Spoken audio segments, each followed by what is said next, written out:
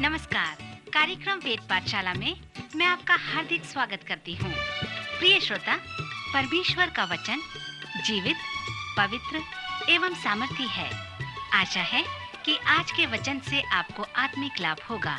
तो लीजिए, प्रस्तुत है ये संदेश।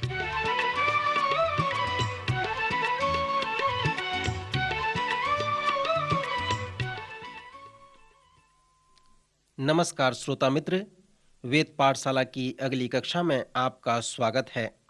जो लोग प्रारंभ से इन कक्षाओं में भाग ले रहे हैं, उनको मालूम होगा कि यह सर्वेक्षण संपूर्ण पवित्र शास्त्र का अध्ययन है, जिसमें हमें पुराने नियम से लेकर नए नियम तक ले आया है। और इन दिनों में हम पौलुस की पत्रियों तक आ गए हैं। अपने बाइबल को मेरे साथ इफिसियों की पत्री को निकाल लें। पिछले समय की तरह अभी भी मैं आपको स्मरण दिला दूं कि यह सर्वेक्षण का परिचय व रूपरेखा है। आप अपना बाकी जीवन इस पत्री के मनन में समय बिताएं और एक एक पद व एक एक वचन पर मनन करें कि पौलुस ने हमारे लिए इस पत्री को कैसे लिखा है। एक पास्टर होने के नाते मैंने इस पत्री को प्रथम 3 अध्याय को 2 वर्ष तक प्रति रविवार प्रचार किया। हमने सीखा कि इफिसियों की पत्री में 6 अध्याय हैं। प्रथम 3.5 अध्याय सिद्धांतिक शिक्षा हैं, जो यीशु मसीह के प्राथमिक कलीसिया के विषय में बताते हैं। वे बताते हैं कि चर्च परमेश्वर के आश्चर्य कर्म हैं। चौथे अध्याय के प्रथम 16 पद में पौलुस ने चर्च के स्वभाव, कार्य व उद्देश्यों को बताया है। फिर पौलुस इस पत्री में प्रायोगिक भाग को प्रारंभ करता है, जो गंभीर, महत्वपूर्ण व व्यवहारिक है। उसने हमें कहा है कि हम पुराने मनुष्यत्व को उतारकर नए मनुष्यत्व को पहन लें। पौलुस के अनुसार हम प्रेम में चलें, ज्योति की संतान की नाई चलें, आत्मा में चलें और सावधानी या बुद्धिमानों की नाई चलें। और मसीह की कलीसिया के एक अंग होने के नाते जो स्वर्गीय स्थानों में है, विश्वासियों की नाई चलें।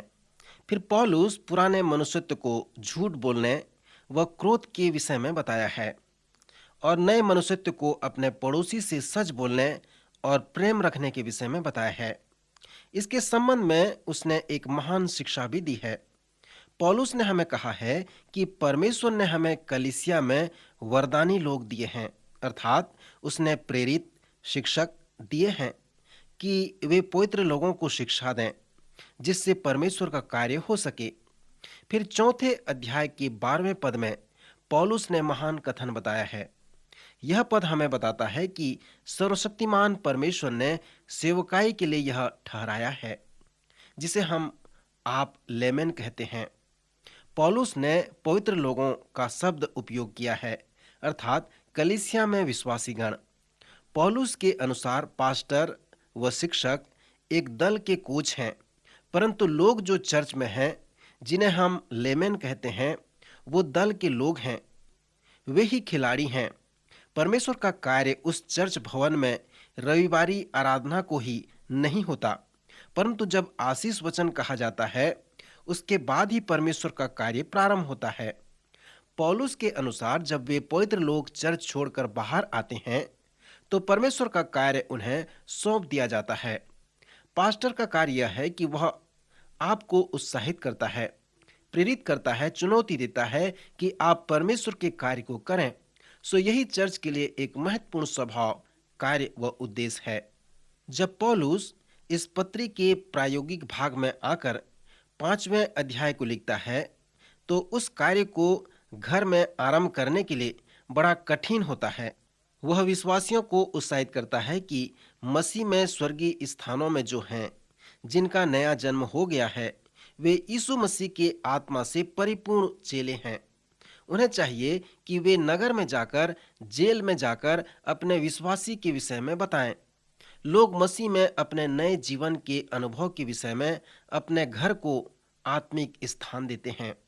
परंतु पौलुस कहता है कि हमारा घर वो प्रथम स्थान है, जहां पर मसीह में उन आत्मा के फल को अपने जीवन के द्वारा उन्हें बताना है। एक प्रार्थना है जो महान परीक्षा कहलाता है।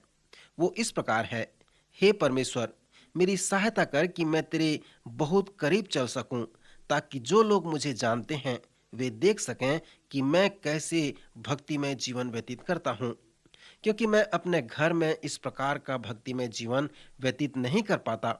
सो हे परमेश्वर, मुझे सभी बातों में जय दे, ताकि तेरा भय मानते हुए मैं अपने जीवन बिता सकूं और लोग मेरे जीवन को देखकर तेरी महिमा कर सकें। श्रोता मित्र, इस प्रकार का प्रार्थना अनेक पास्टर और विश्वासी गण करते हैं, क्योंकि घर ही वो कठिन स्थान है। यहीं पर हमें सही रूप से मसीह को अपने जीवन के द्वारा प्रकट करना है। इसलिए पौलुस इस प्रायोगिक भाग का प्रारंभ घर से करता है।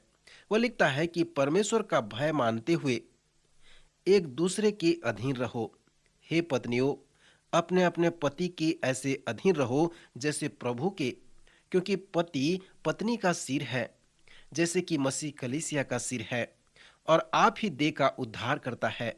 पर जैसे कलीसिया मसीह के अधीन है, वैसे ही पत्नियां भी हर बात में अपने अपने पति के अधीन रहें। फिर वह पतियों के विषय में लिखता है और कहता है, हे पतियों, अपनी अपनी पत्नी से प्रेम रखो, जैसे मसीह ने भी कलीसिया से प्रेम करके अपने आप को उसके लिए दे दिया, कि उसको वचन के द्वारा जल के स्नान से शुद्ध करके पवित्र बनाए और उसे एक ऐसी तेजस्वी कलीसिया बनाकर अपने पास खड़ी करे, जिसमें न कलंक, न झुर्री, न कोई और ऐसी वस्तु हो, वरन पवित्र और निर्दोष हो। इसी प्रकार उचित है कि पति अपनी अपनी पत्नी से अपनी देह के समान प्रेम रखें।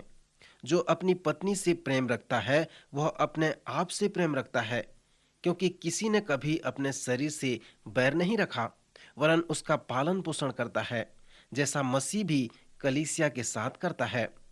श्रोता, विवाह के इस निर्देश में पौलुस हमें विवाह के विषय सुंदर परामर्श देता है। वह कहता है कि पत्नियां हर बात में अपने अपने पति के अधीन रहें और उनका आदर करें, पर कुछ स्त्रियों के लिए यह बहुत कठिन हो जाता है। इसलिए कुछ पत्नियां कहते हैं कि वे पौलुस के जैसे नहीं हैं और उन्हें पौलुस का लेख पसंद भी नहीं है। परंतु यदि वे वास्तविक रूप से समझें कि पौलुस क्या कहता है, तो आप ये अनुभव करेंगे, जैसे हमने पहले देखा था कि पौलुस ने स्त्रियों को ऊंचा उठाया है। मसीह के सुसमाचार के किसी भी स्थान में स्त्रियों को ऊंचा उठाया गया है। सो पौलुस न केवल पत्नियों से कहता है कि वे अपने पति के अधीन रहें, परंतु वह पतियों से भी कहता है कि वे उनसे प्रेम रखें, जिस प्रकार मसीह ने भी कलीसिया से प्रेम रखा और उसके लिए अपने आप को दे दिया। आपके पास दो प्रकार के आदेश देने वाले अधिकारी नहीं होंगे। हवाई जहाज में एक ही आदेश देने वाला अधिकारी होता है। वह किसी को भी अपने उत्तरदायित्व को नहीं बांटता। पौलुस कहता है कि पति पत्नी का सिर है। पौलुस के कहने का तात्पर्य यह है कि पति के पास अपनी पत्नी और हर बात का उत्तरदायित्व होता है। पति के पास विशाल उत्तरदायित्व होता है। परमेश्वर ने उसे उसके घर के प्रत्येक क्षेत्र के उत्तरदायित्व को सौंपा है। यदि कोई आर्थिक परेशानी है या बच्चों की शिक्षा की समस्या है, तो पुरुष ही उत्तरदायित्व है। इसलिए वह पत्नियों से कहता है कि वे अपने पति के अधीन रहें। वह पत्नियों से कहता है कि वे उस समस्या का एक भाग न बने, परंतु उसके समाधान का भाग बने। सो जब पौलुस लिखता है कि पत्नियां अपने पति के अधीन रहें, तो वह कहता है कि जिस प्रकार कलीसिया के लिए मसीह को ठहराया गया है, उसी प्रकार तुम्हारे पति को भी तुम्हारे लिए ठहराया गया है। फिर पवित्र शास्त्र विभाग के नमूने को बताता है कि वह मसीह व कलीसिया है। पहला पतरस 3 अध्याय में पतरस कहता है कि हे पत्नियों, तुम भी अपने पति के अधीन रहो, इसलिए कि यदि इनमें से कोई ऐसे हों जो वचन को न मानते हों, तो भी तुम्हारे भय सहित पवित्र चाल चलन को देखकर बिना वचन के अपने अपनी पत्नी के चाल चलन के द्वारा खींच जाएं। सो इस नमूने में तुम चर्च हो, मसीह चरवाहा है और कलीसिया ही भेड़ है। सो इस नमूने में तुम भेड़ हो और आपका पति चरवाहा है। उसे चरवाही करने दो, उसे अपनी रखवाली करने दो। जिस प्रकार मसीह कलीसिया के लिए है, उसी प्रकार तुम उसके अधीन में रहो। फिर पौलुस पतियों से कहता है कि पतियों, क्या तुमने उस नमूने को देखा, मसीह और कलीसिया के नमूने को देखा कि महान चरवाहा व भेड़ कौन है, सो तुम वो चरवाहा हो, तुम मसीह के जैसे हो। सो अब बोझ किसके ऊपर में है, उत्तरदायित्व किसके ऊपर है? यह पुरुष को दिया गया है, क्योंकि वह पत्नी का सिर है। सो हे पतियों, क्या आपने देखा कि मसीह ने किस प्रकार अपनी कलीसिया को प्रेम किया और उसके लिए अपने आप को दे दिया? सो तुम भी अपनी पत्नियों से प्रेम रखो, जिस प्रकार मसीह ने भी कलीसिया से प्रेम रखा और उसके लिए अपने आप को दे दिया। सो तुम भी अपनी पत्नी के लिए अपने आप को दे सको। मत्ती के 5वें अध्याय के अंत में यीशु ने इन वचनों द्वारा पिताओं को संबोधित किया है कि इसलिए चाहिए कि तुम सिद्ध बनो जैसा तुम्हारा स्वर्गीय पिता सिद्ध है।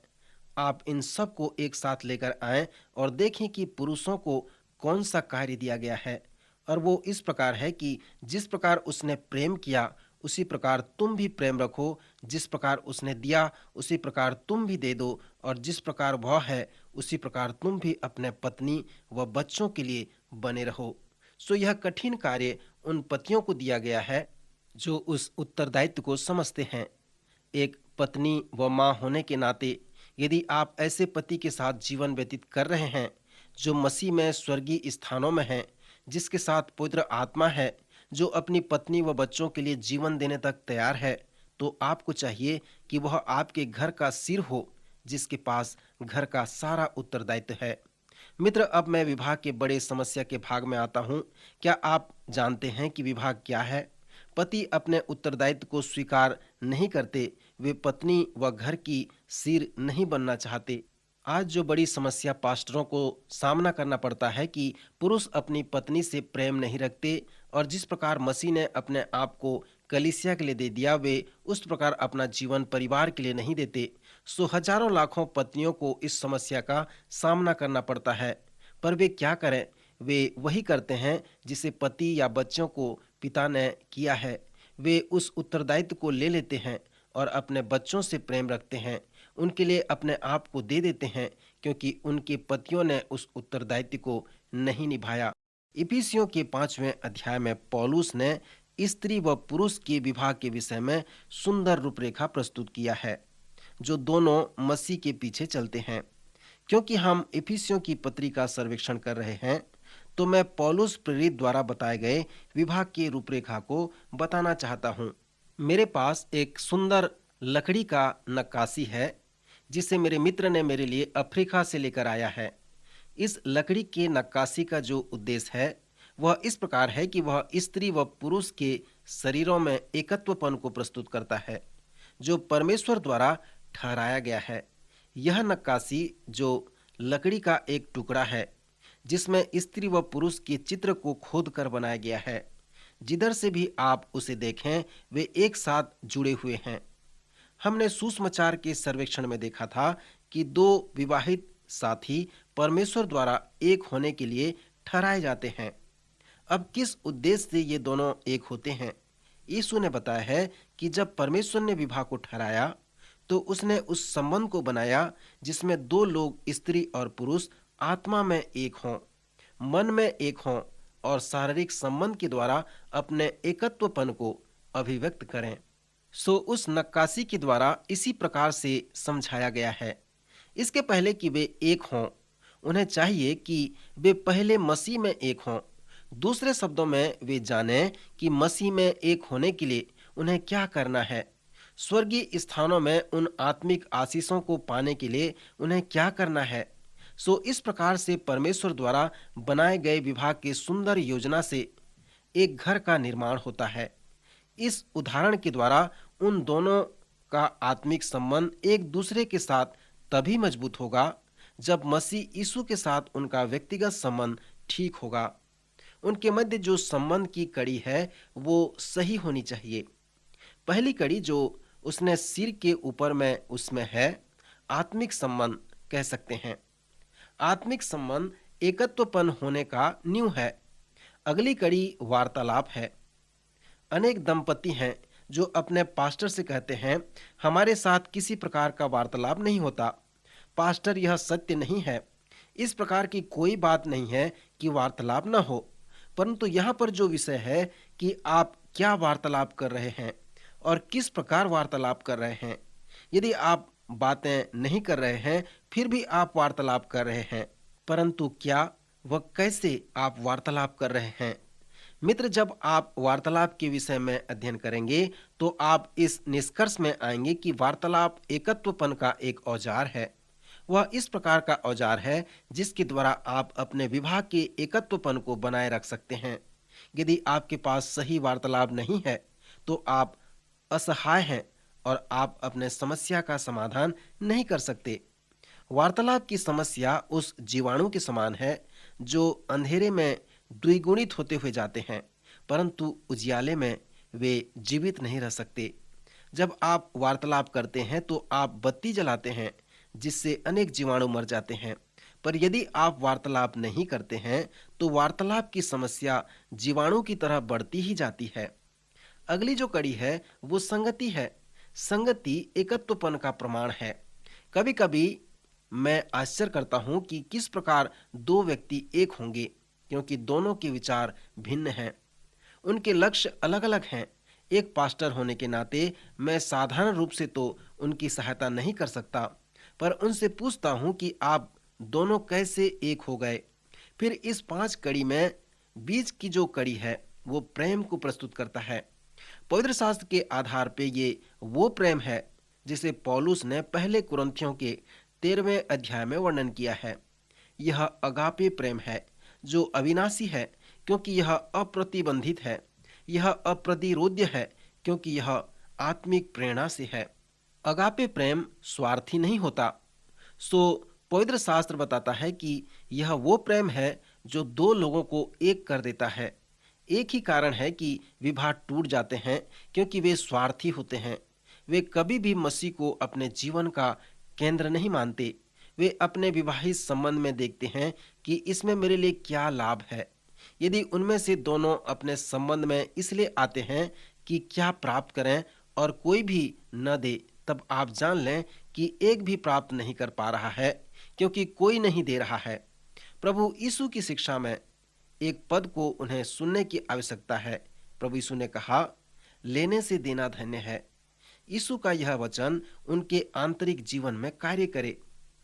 जो अगापे प्रेम है, ताकि दोनों में एकत्वपन हो सके, दोनों में एकता हो सके और वे इस प्रेम में सक्रिय रूप से आगे बढ़ सकें। अगली जो कड़ी है वो समझ है। समझ एकता को बढ़ाता है। डॉक्टर पॉल टर्नर ने एक पुस्तक लिखी है जिसका शीर्षक है एक दूसरे को समझना। उनके पुस्तक का सार यह है कि स्त्री व पुरुष के मध्य भिन्नता है जो स्पष्ट है। यदि आप पुरुष हैं और स्त्री के साथ रहते हैं तो आपको उस स्त्री को समझना है कि वह किस प्रकार अनुभव करती है, किस प्रकार कार्य करती है। और यदि आप स्त्री हैं और पुरुष के साथ रहती हैं तो आपको पुरुष को समझना होगा कि किस प्रकार वो सोचता है, कैसे अपने आप को प्रस्तुत करता है, कैसे वह आराधना करता है। क्या वह उसी तरह से आराधना करता है जैसे महिलाएं करती हैं। मैं जानता हूं कि कुछ स्त्रियां अपने पति के विषय में इस प्रकार सोचती हैं कि वे आत्मिक नहीं हैं, क्योंकि वे उस प्रकार से आराधना नहीं करती जिस प्रकार महिलाएं करती हैं। समझ बहुत महत्वपूर्ण है। सो डॉक्टर टॉर्नर अपने सुंदर पुस्तक में कहते हैं, यदि आप एक दूसरे को समझना चाहते हैं तो आपको चाहिए कि आप लिंग में जो अंतर है आप उसे महत्वपूर्णता को समझें। आप बीते हुए समय की महत्वपूर्णता को समझें। बहुत कुछ बातें हैं जो आपको समझना है, परंतु उसके पुस्तक में जो महत्वपूर्ण बात है वो एक और दूसरी बात को समझना है। समझ के साथ जीवन व्यतीत करें। पतरस ने पतियों से कहा, हे पतियों, तुम भी बुद्धिमानी से पत्नियों के साथ जीवन निर्वाह करो। दूसरे शब्दों में कहें तो उन्हें समझो। सो समझ जो है एकता को बढ़ाता है। अंतिम जो कड़ी है वो शारीरिक संबंध द्वारा दो लोग एक होते हैं। इस कड़ी को मैं एकत्वपन का आनंदमय अनुभव कहता हूँ। इस आत्मिक कड़ी में जो एकत्वपन है वो यौन संबंध है। स्त्री व पुरुष के मध्य जो शारीरिक संबंध है वो सचमुच में वार्तालाप का नमूना है। यौन संबंध वार्तालाप का बहुत तीव्र रूप है। इसी के द्वारा स्त्री व पुरुष एकत्वपन में उन सभी बातों को अभिव्यक्त करते हैं जो इन कड़ियों में प्रस्तुत की गई है। इन कड़ियों में एकत्वपन का जो सार है वह परमेश्वर के साथ उनका संबंध है, अर्थात आत्मिक एकत्वपन जो एकत्वपन की नींव है।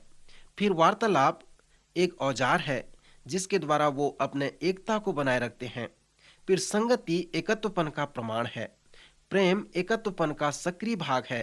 फिर समझ एकत्वपन को बढ़ाता है और फिर यौन संबंध एकत्वपन का आनंदमय अनुभूति है।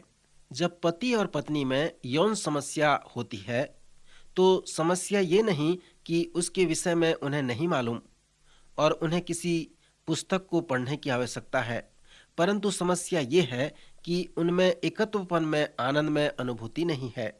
और इसलिए नहीं है क्योंकि उनमें संगति नहीं है, प्रेम की अनुभूति नहीं है, समझ नहीं है। वो लकड़ी का नक्काशी हमें उस संबंध की रूपरेखा के विषय में बताता है कि जब परमेश्वर ने विवाह के विषय में बताया तब उसके मन में इसी प्रकार का था। 5वें अध्याय में पौलुस पति व पत्नी के संबंध में एक महान शिक्षा देता है जो इस पत्री के एक प्रायोगिक भाग में है। विवाह के संबंध में इस स्थल की तुलना वचन के और स्थलों में करें, तब आप जानने पाएंगे कि जब परमेश्वर ने उन्हें पुरुष व स्त्री करके बनाया तो उसका क्या अभिप्राय था। क्यों उसने उन्हें विवाह के सूत्र में जोड़ दिया जो एक घर की नींव है। सो जब आप इसकी तुलना करेंगे तो जानने पाएंगे। अगला उदाहरण इस विभाग के संबंध में जो है वो त्रिभुज है। त्रिभुज के दोनों निचले भाग में अर्थात एक भाग में स्त्री व एक भाग में पुरुष को देखें और फिर ऊपर के भाग में परमेश्वर को देखें। जिस प्रकार वे एक दूसरे के निकटता में हैं उसी प्रकार वे परमेश्वर की निकटता में भी आते हैं। सो विवाह में जो आत्मिक संबंध है यही बात उसका वर्णन करता है। फिर 5वें व 6वें अध्याय में पति व पत्नी के संबंध के विषय में बताने के बाद वह दास व स्वामी के विषय में बताता है कि दास किस प्रकार अपने स्वामी की आज्ञा माने और स्वामी किस प्रकार दासों के साथ व्यवहार करे। फिर बालकों के लिए भी कहा गया है कि वे प्रभु में अपने माता पिता के आज्ञाकारी बने क्योंकि यह उचित है और वे अपने माता पिता का आदर करें। सो बच्चों का संबंध माता पिता के साथ उचित हो और माता पिता का संबंध भी बच्चों के साथ सही हो। इस पत्री में पौलुस कहता है कि जिसके साथ भी तुम निकटता में हो इस संबंध को उसके साथ प्रारंभ करो। यदि आप विवाहित हैं तो अपने साथी के साथ, यदि आप छोटे हैं तो अपने माता पिता के साथ इस शिक्षा को लागू करें। यदि आप कहीं पर कार्य करते हैं तो अपने सहकर्मियों के साथ इस शिक्षा को लागू करें। सो इसी पत्री के प्रायोगिक भाग को हम संबंध को पहनना या पहनाना कह सकते हैं। श्रोता, पौलुस इस पत्री के दूसरे भाग में जिस सच्चाई का वर्णन हमसे किया है वे कुछ भी हों, हम उसे अपने संबंध में लागू करें। अनेक लोग इस बात को नहीं समझ पाते हैं कि आत्मिक संसार में धनात्मक बातें भी हैं और ऋणात्मक बातें भी हैं, अर्थात अच्छे आत्मा भी हैं और बुरे आत्मा भी हैं। 6वें अध्याय में पौलुस ने कहा है कि हमारा युद्ध आत्मिक युद्ध है। हमारा युद्ध लहू और मांस से नहीं परंतु प्रधानों और अधिकारियों से और इस संसार के अंधकार के हाकिमों से और उस दुष्टता की आत्मिक सेनाओं से है जो आकाश में है। सो एक ही तरीका है कि हम उन आत्मिक सेनाओं से जय प्राप्त कर सकते हैं। वो इस प्रकार है कि हमें प्रतिदिन परमेश्वर के सारे हथियार बांधने हैं ताकि हम शैतान की युक्तियों के सामने खड़े रह सकें। उसने हमें कहा है कि हम उद्धार का टोप पहनकर, धार्मिकता की झिलम पहनकर, विश्वास की ढाल लेकर, आत्मा की तलवार लेकर जो परमेश्वर का वचन है और पांव में मेल की सुसमाचार की तैयारी के जूते पहनकर शैतान की शक्तियों के सामने खड़े रहें। मित्र, यहाँ पर वह उन आत्मिक हथियारों के विषय में वर्णन करता है और बड़े उत्साह के साथ हमें कहता है कि हम आत्मिक युद्ध में हैं और हमें लड़ना है, परंतु अपने बल व सामर्थ्य से नहीं लेकिन पवित्र आत्मा की सामर्थ्य से लड़ना है। श्रोता, मैं आपको आज इस चुनौती के साथ छोड़ना चाहता हूं कि क्या आपने उद्धार का टोप पहना है? क्या आप जानते हैं कि आप पाप के सामर्थ्य से बचाए गए हैं? क्या आपका हृदय धार्मिकता की झिलम से बचाया गया है? क्या आप विश्वास की ढाल का उपयोग करते हैं?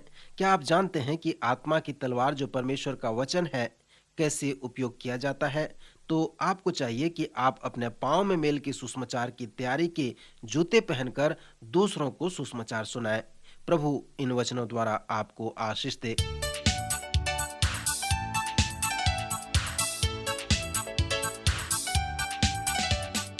आज का कार्यक्रम सुनने के लिए हम आपको धन्यवाद देते हैं। श्रोताओ, आत्मिक विषय से संबंधित कोई सवाल आपके मन में है तो आप अपने सवालों का जवाब इस पते पर प्राप्त कर सकते हैं।